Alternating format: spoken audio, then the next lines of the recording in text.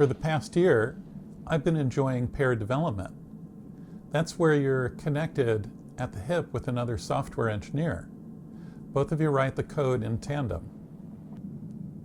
This is the Reflections board. It's something that I invented to help power mobile entertaining experiences like a wristwatch.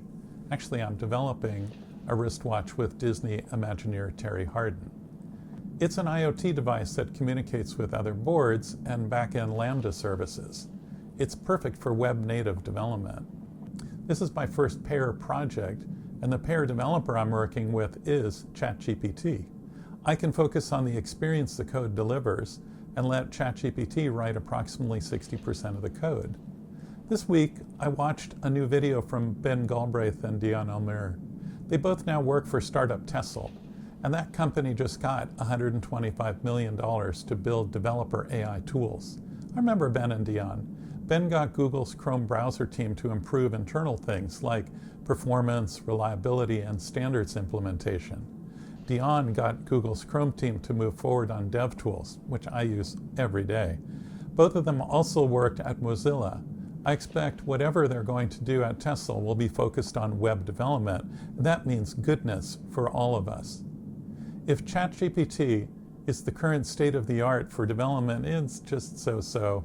It's missing integration with tools I use, like an integrated development environment, an IDE, a source code repository like GitHub, and most importantly, a really good test environment.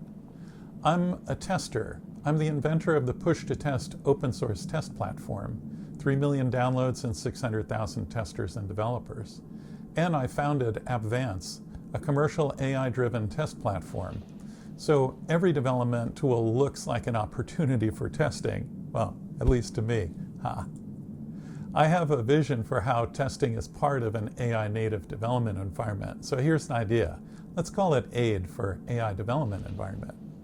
AIDE is generative AI, using your code repository as a large language model. When your project uses a library like, say, Adafruit's library for the popular accelerometer, the LIS3, I just throw it into my GitHub repository and I tell AIDE, create a module that lets me train this accelerometer on my wrist movements and then use the training to detect wrist gestures in my future apps. And there's the code.